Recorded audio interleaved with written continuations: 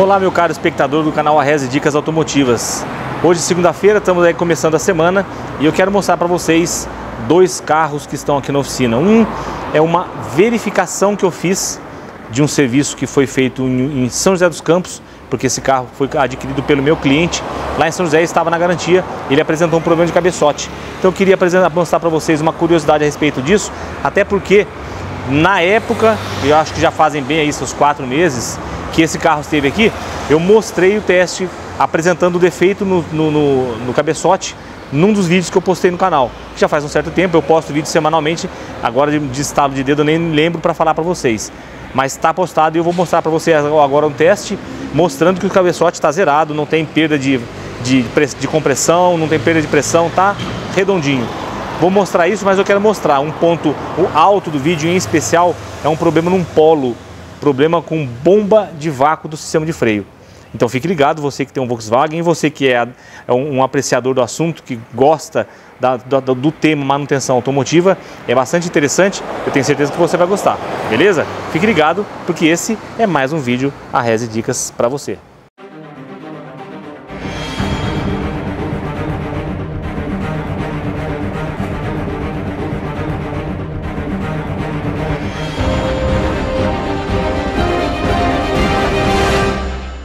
O primeiro carro que eu vou falar é um Nissan March. Esse Nissan March, como eu falei para vocês, o meu cliente comprou esse carro em São José dos Campos, é uma cidade que está a 90 km daqui de Guaratinguetá.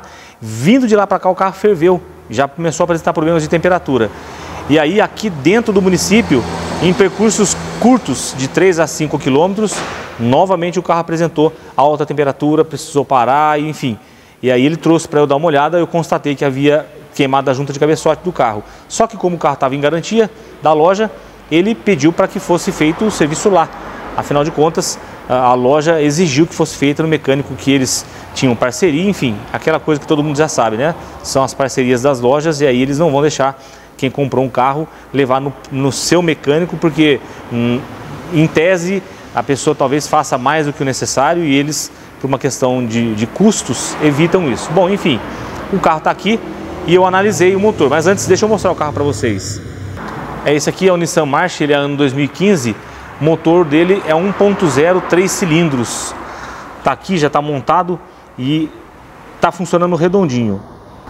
Esse carro chegou aqui hoje, na verdade ele veio para resolver um problema de falhação. O carro estava apresentando falha de cilindro e aí ele falou, olha, já que a gente vai ter que mexer com a falhação, aproveita e faz aquela análise para a gente ver como é que ficou o serviço que foi feito, se não deixou nenhuma falha, alguma má qualidade no serviço que futuramente venha me prejudicar. Então eu fiz algumas análises, fiz via scanner, inclusive para resolver o problema da falhação. Esse carro, o problema de falhação dele era um problema de revisão básica, velas, limpeza de bico, filtro. Então a gente fez essa revisão para ele e eu fiz a análise dos cilindros. Fiz isso com um aparelho que se chama teste de vazão de cilindro. É um aparelho que joga pressão no cilindro e aí ele faz o teste, porque quando você joga uma pressão no cilindro e com as válvulas fechadas, ele não pode haver perda de pressão, porque as válvulas estão fechadas e porque você tem anéis bons, né? Então não pode haver perda de pressão. Se houver, de duas uma, ou as válvulas estão mal vedadas, ou tem algum problema com o cabeçote, ou tem algum problema com anéis dos cilindros, anéis dos pistões. E aí eu fiz o teste. Eu fiz o teste nos 3 cilindros. Eu vou colocar os 3 testes em sequência aí no vídeo para vocês verem. Nos 3 testes apresentou o mesmo resultado positivo, cabeçote e anéis dos pistões, tranquilo, tudo zerado, tudo em bom estado, em perfeito funcionamento. Segue aí os vídeos para vocês verem como eu fiz esse teste. Patrão, é o seguinte, ó, você pediu para eu fazer o teste de vazão de cilindro, né? Então eu estou aqui no primeiro cilindro. Já injetei uma pressão aqui, ó, de 90 PSI. Ele está mantendo, tá vendo? Ó, isso aqui, primeiro cilindro. Então, o primeiro cilindro tá beleza. Agora eu vou tirar o equipamento, vou passar para o segundo cilindro. Vamos ver como é que tá lá. Agora, segundo cilindro. Joguei lá uma pressão 85 PSI. Tá mantendo, tá lá na faixa de 80, tá bem dentro da tolerância, tá excelente, tá bom? Esse aí também tá beleza, segundo cilindro, o serviço do cara foi legal, tá bem feito. Vamos pro terceiro cilindro agora. Terceiro cilindro, injetei lá a pressão de 85 PSI, segurando 80 PSI, também está dentro, bem dentro dos padrões, tá? Tá perfeito. Então a gente pode falar aí com relação ao serviço que foi feito, né, a plana do cabeçote, vedação de válvulas, tá tudo certinho, viu? Não tem mais erro, não tem mais problema não, beleza? Vocês viram aí uns testes, um teste simples, rápido, né, com equipamento apropriado para fazer análise aí vamos dizer assim, das vedações do cilindro, tanto da parte de cabeçote quanto da parte de anéis. E aí comprovado que o serviço que foi feito ficou bom, ficou legal. Vou entregar o carro para o meu cliente com as duas situações resolvidas para ele. Primeiro, ele queria um teste conclusivo a respeito do serviço que foi feito, né? Um dos testes é esse. Nós analisamos também temperatura, outros fatores que não vêm, nesse caso específico, não vem tanto ao caso, porque na primeira vez que ele esteve aqui, eu peguei o defeito com esse teste. Eu coloquei no segundo cilindro, quando eu injetei pressão nele, ele perdeu pressão na hora por conta do empeno e por conta de sede de válvula queimada. Então, como no início, já de cara, o problema foi detectado com esse equipamento, ele pediu para que eu fizesse o mesmo teste para ver se aquele problema que apresentou na primeira vez não estava apresentando. Então, por isso que eu fui direto nesse teste primeiro, depois os outros testes a gente fez com funcionamento, tá tudo ok, o carro tá legalzinho, pode ir em paz que o serviço foi bem feito. Um outro carro que eu vou mostrar para vocês que eu falei é o Polo. O Polo tá com um problema de bomba de vácuo. Mas o que é bomba de vácuo? Para quem conhece um pouquinho a respeito de carro, sabe que no sistema de freio tem uma peça que se chama hidrovácuo. Ela pega vácuo do motor para que o pedal de freio funcione, para que ele atue. Se você desligar o motor, por exemplo, você vai perceber que o freio do carro fica duro, fica lá em cima o pedal horrível, aí você pisa, o carro não segura. Quando o carro está em funcionamento, através do vácuo do motor, o pedal amolece e o freio passa a atuar de forma perfeita, passa a frear e dar a segurança que a gente precisa. Bom, esse carro Polo é um carro novo, é um Polo 2017, ele não capta o vácuo no coletor de admissão. Os carros mais antigos, no coletor de admissão, nós sabemos, temos ali uma pressão negativa, né? Temos vácuo. Por que vácuo? Porque a borboleta de aceleração está quase toda fechada, está entrando um pouquinho ar. Então, quando você capta uma saída de ar por ali, no caso aí, para o servo freio, né, para o hidrovácuo, ali está tendo vácuo porque está admitindo ar para ser queimado, né? E são 4 cilindros puxando o ar, então ele gera um vácuo de sucção. Esse vácuo era utilizado no freio, só que é um sistema que é ineficiente. Por exemplo, você joga num ponto morto, você está numa descida, então um longo trecho de descida, você joga num ponto morto. Aí você utiliza o freio uma vez, 2 vezes, 3 vezes, o vácuo começa a ficar pouco, porque em baixa rotação, você está em baixo giro do motor, você tem pouco vácuo, pouco ar sendo admitido, então pouca sucção de ar. Acontece do pedal endurecer um pouquinho, o freio já começar a não ficar muito legal. Foi corrigido esse sistema com a tecnologia. Hoje nós temos um sistema que, no caso do Polo, alguns carros trabalham só com bomba de vácuo, sem captar vácuo no coletor de admissão. No Polo não. No Polo ele pega um pouco do vácuo do coletor de admissão, mas ele tem uma bomba auxiliar. Quando o vácuo do coletor de admissão não é suficiente, a bomba de vácuo elétrica ela entra em funcionamento e gera o vácuo para poder funcionar o freio de forma otimizada, seja em marcha lenta, seja em alto giro. Baixou o vácuo, a bomba entra em ação e gera o vácuo. Ela não fica ligada constantemente, ela liga apenas no momento em que o vácuo se torna baixo, se torna ineficiente para funcionamento dos freios. Mas antes de eu mostrar para vocês o problema do carro, dá uma olhadinha no carro. O carro é esse aqui. O carro é esse aqui, vocês estão vendo aí, um Polo. É um carro razoavelmente novo, né? Motor já TSI. O motor, a bomba de vácuo que eu falei para vocês, é essa daqui. Ela fica escondidinha aqui na frente do cabeçote. E o hidrovácuo, ele fica lá atrás. Aqui nós temos o reservatório de freio e ali atrás o hidrovácuo. Essa peça preta redonda, grandona, ela que é o hidrovácuo. A mangueira de vácuo dela vem aqui, ó. Essa mangueira aqui, ó. Tá vendo?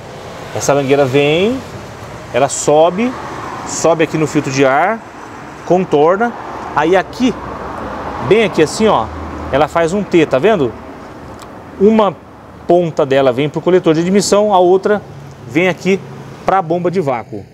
A reclamação do cliente. Ele chegou aqui dizendo que essa bomba de vácuo dele foi trocada em uma outra oficina porque passou-se o scanner identificou que a bomba de vácuo estava com problema, colocaram outra bomba de vácuo e a luz continuou acesa, continuou inoperante a bomba de vácuo. Aí falou, puxa, mas será que trocaram a bomba de vácuo à toa? Ele ficou nessa dúvida, né? E aí trouxe para eu dar uma olhadinha. Falei, vamos entrar com o scanner, vamos ver o que pegou no scanner, qual o defeito ele apresentou. Vamos dar uma olhadinha ali na tela do scanner. Já deixei o scanner aqui previamente conectado. O carro chegou desse jeito, olha lá, ó, luz de injeção acesa. Aí coloquei o scanner no carro, entrei no sistema direto do Polo, né, Volkswagen Polo 1.0 tal, e fui fazer aqui, verificar direto o gerenciamento do motor, que é o que nos interessa no momento, né? Vamos ser rápidos e específicos. Aí ele me deu a opção aqui de ver apenas códigos de defeito, e aí fui entrando aqui. Uma coisa que eu queria eu vou até voltar a tela aqui, que eu acho interessante, olha a mensagem que ele me dá aqui quando eu coloco apenas códigos. Ele fala lá, ó, não substitua componentes baseados apenas em código de defeito. Olha só, hein, é um aviso para o mecânico que está fazendo o diagnóstico. Nem sempre o DTC, o código que está sendo dado aqui, ele informa uma situação real de defeito no componente. Às vezes tem mais coisas envolvidas, e era o caso aqui. Aqui está me dando 3 códigos, os 3 relacionados com a mesma coisa, né? Desempenho da faixa de trabalho do circuito de sensor de pressão do impulsor do freio, né, que é claro, ele está fora da faixa porque a bomba não está funcionando. E a ativação da bomba de vácuo. Os 2 códigos aqui, os 2 relacionados com a ativação da bomba de vácuo. Uma está me dando uma referência aqui, que ela está em curto com o terra, o positivo da bomba em curto com terra. E o outro, a ativação da bomba de vácuo do freio, circuito aberto. Bem, aí eu me pergunto, né, puxa vida, mas a bomba foi trocada, será que essa bomba realmente estava ruim? Então o que eu fiz? A primeira coisa que eu fiz, até o próprio dono do carro falou para mim, olha, não sei se foi trocada à toa essa bomba, então você dá uma examinada, se porventura ela estiver boa, você não substitua, você volte ela e eu vou devolver a bomba nova que eu coloquei. Na verdade ele não comprou bomba nova, ele comprou bomba usada, tá? Uma bomba nova dessa é R$ 2.500, ele comprou uma usadinha, pagou acho que 300 ou 400 reais, mas enfim, essa bomba nova que ele comprou realmente está boa e eu vou mostrar para vocês. A bomba velha está aqui na minha mão, ó, a ela aqui. Aí eu instalei ela no carro para ver como é que ela estava funcionando, mas é claro que eu fui fazer o teste de alimentação e aí eu achei o porquê que trocaram a bomba de vácuo do carro e o problema continuou. Vejam só o que era. Eu extraí a bomba que está instalada no carro, eu já voltei ela para o lugar. E aí ela tem um conector aqui de 3 vias, né?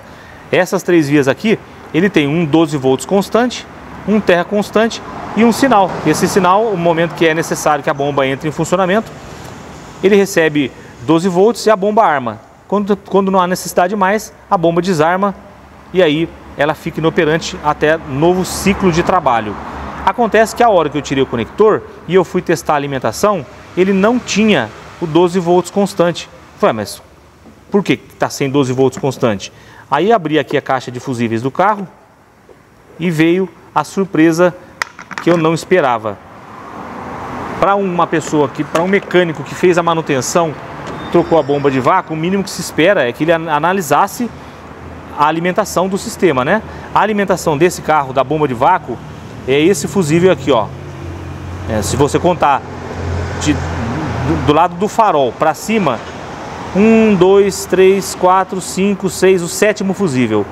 Aí nós temos aqui, ó, de um lado 12 volts, do outro lado 0 de tensão.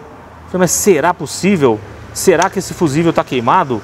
Aí vamos lá, vamos tirar esse fusível para ver se ele tem algum problema, se ele está queimado ou não. Deixar a ferramentinha de extração aqui. Olha lá, deu a queima, o curto-circuito dentro da bomba foi tão forte que ficou desse jeito o fusível preto, né? Ele gerou uma queima forte. Essa é a razão pela qual, mesmo com bomba nova, o freio não funcionou. A bomba de vácuo do freio não funcionou, continua inoperante e a luz de injeção eletrônica lá constantemente acesa. Aí o que eu fiz? Peguei um fusível novo, coloquei no carro e vamos lá, novamente para dentro do carro, para a gente apagar a memória do sistema e ver se esse sistema, se essa bomba vai funcionar. Aqui já até entrou em análise gráfica aqui do sistema. Vamos voltar aqui. Olha lá, tá aqui apenas códigos. Eu vou apagar esses códigos que estão aí. Vamos ver se realmente estão apagados. Olha lá, nenhum código presente. Agora o que eu vou fazer? Eu vou funcionar o carro e vamos ver se essa bomba que está lá no carro vai atuar. Como é que eu faço isso? Como eu disse para vocês, essa bomba ela não atua constantemente. Então se eu funciono o carro e eu começo a bombar o freio sem parar, vai faltar vácuo. Aí ela entra em funcionamento. Eu vou funcionar, vou bombar o freio várias vezes aqui e vou lá perto dela, vocês vão perceber que ela entra em funcionamento. Deixa eu dar uma partida aqui. Esse carro já é com partida no botão. Olha lá, funcionou. Aí eu vou bombar o freio. Bombo bastante o freio para que falte vácuo no motor. Bombei. Vamos lá lá perto da bomba. Aqui, a bomba funcionou, ó. Ela funciona, claro que aqui para vocês, o motor do carro funcionando, vocês não vão conseguir pegar o ruído da bomba trabalhando, porque ela trabalha bem quietinha. Mas é dessa forma que ela funciona. Vocês vejam como é que pode. Uma correção de um problema que já estava em andamento. O defeito mais grave, que era a bomba de vácuo, realmente foi resolvido. A bomba de vácuo dele estava em curto, razão pela qual queimou o fusível daquele jeito.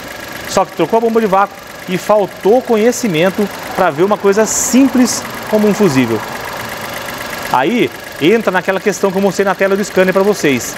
Lá fala, não substituir componentes baseado apenas em código de defeito. Se você substitui o componente, mas não analisar parâmetros, não analisar alimentação, você muitas vezes vai correr o risco de viver uma situação como essa. Você troca um componente, não resolve o problema e fica aí achando que talvez tenha gasto dinheiro à toa. Foi o que o proprietário do carro achou. Achou que a bomba que ele comprou foi comprada desnecessariamente, que o problema não era nela e foi trocada por falta de conhecimento, por falta de estratégia de teste. Coincidentemente, porque da maneira como ocorreu, realmente poderia ter sido isso. Um erro no teste e aí ter trocado um componente desnecessário. Mas no caso aqui não foi. Ela realmente estava em curto, queimou o fusível, só que trocou a bomba, esqueceu de verificar a alimentação e aí deu nisso daí. Chegou aqui, fiz a análise, coloquei um fusível novo. Inclusive depois eu fiz um teste para verificar como é que está o consumo de amperagem dessa bomba, porque é uma bomba usada. Fiz com osciloscópio. Eu vou mostrar na tela para vocês. Eu gravei o teste e vou subir lá no computador meu. Vou mostrar para vocês esse teste no osciloscópio. Essa análise aqui eu fiz com a bomba em funcionamento no carro. Aí o consumo dela, que me interessava era isso aqui, ó, o consumo em amperagem dela. Por quê? A bomba que estava com problema queimou um fusível de 15 amperes. Então, como ele comprou uma bomba usada, se essa bomba usada dele aqui tivesse passando de um consumo de 10 amperes, 11 amperes, isso já me causaria preocupação, porque ia trabalhar com sobrecarga em cima do fusível, muito provavelmente por conta de já um pré-desgaste nessa bomba. Então, fiz esse teste, analisei, essa bomba usada está em bom estado, a amperagem, o consumo em amperagem dela está baixo, está tranquilo, não vai ter problema nenhum.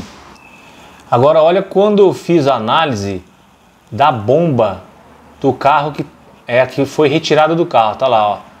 Bomba de vácuo do Polo, essa aqui.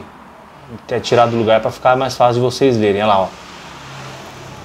Bomba de vácuo do Polo, aí eu ainda coloquei aqui, do carro, é que estava instalado no carro e que foi substituída. Eu fiz a análise dela aqui, ó. Ela não tinha consumo nenhum em amperagem, tá vendo, ó? 0,3 amperes e tal. Atenção lá embaixo, mas por quê? Porque essa bomba simplesmente estava com... Quando eu coloquei ela no carro para fazer o teste, ela já queimou o fusível. Então não apresentou consumo, tá vendo? Essa era a situação dela. Aí que eu entendi o porquê que o fusível estava queimando. Que a princípio ela não apresentou curto. Eu testei a resistência dela, não apresentou curto. Mas como o curto era interno e quando entra em funcionamento, quando é chaveado o sistema, eu só percebi a hora que eu coloquei ela no lugar e aí eu vi que não tinha consumo nenhum, fui lá no fusível, o fusível novo que eu havia colocado tinha queimado. Aí é o que eu falei para vocês, né? uma coisa simples, um problema que já estava praticamente resolvido, acabou ficando impactado, ficou parado, saiu de uma oficina que provavelmente, né, pelo que tudo indica, esse profissional perdeu a sua confiabilidade perante o cliente por conta de um teste mal realizado. Confiou apenas na informação do scanner, não testou as alimentações do componente, não chegou na conclusão do defeito, acabou entregando o carro para o cliente com o mesmo defeito que entrou, porque na cabeça do proprietário do carro, o problema não foi resolvido. Ah, mas tanto que ele falou, ó, volta a bomba que foi tirada, porque ele já achou que a bomba foi trocada à toa. Veja só, né? Então, quer dizer, credibilidade para quem fez o diagnóstico, zero. Esse é o problema. Então, quando vai fazer um diagnóstico, tem que tomar cuidado, né? Testa o componente, avalia as alimentações para você ter uma visão completa de tudo que envolve aquele componente. Desde o início, desde lá da central, da ignição, bateria, como estão as alimentações, até o componente em si, como ele está trabalhando. Se fizer o teste desse jeito, não vai correr o risco de dar um diagnóstico errado ou um diagnóstico pela metade, como foi esse. A bomba estava ruim, mas ela danificou um fusível que, uma coisa simples assim, passou despercebido. Beleza? Esse era o vídeo, essa era a dica que eu queria dar para vocês hoje. Fique ligado. Na hora do diagnóstico, avalie tudo. Inclusive aquilo que você acha menos provável. Um fusível, uma carga de bateria, um aterramento, que às vezes coisas assim é que deixam o profissional na mão. Ele apanha de um defeito muitas vezes por desprezar detalhes que passam imperceptíveis na sua cabeça. Chique, beleza? Como a gente está começando a semana, eu estou mostrando para vocês aqui o passo a passo do Fusion, né? No último vídeo eu mostrei que já estava desmontado, já havíamos trocado o pistão quebrado dele, que era do primeiro cilindro. A gente já está montando, tem um colaborador aqui, está colocando o cabeçote no lugar, dá aqui uma olhada. Olha aí, o cabeçote já está em cima aqui do motor, já está sendo colocado, já estão sendo aplicados os parafusos, vamos torquear ele. Em breve esse carro vai estar funcionando e aí eu vou mostrar para vocês esse carro rodando e a gente fazendo teste, fazendo análise para poder entregar para o proprietário. Beleza? Esse era o vídeo que eu queria mostrar para vocês hoje sobre esse assunto. Tanto a questão do Polo, quanto a questão do Nissan March, que a gente fez o diagnóstico, né, do problema que havia acontecido com o cabeçote. Fizemos a análise para saber se o serviço havia sido bem feito, tudo certo, tudo resolvido. Se você gostou do vídeo, não se esqueça, deixe aí seu like, se inscreva no canal, ative o sininho para receber notificações de vídeos novos que serão postados sempre sobre esse tema, manutenção corretiva e manutenção preventiva do seu veículo.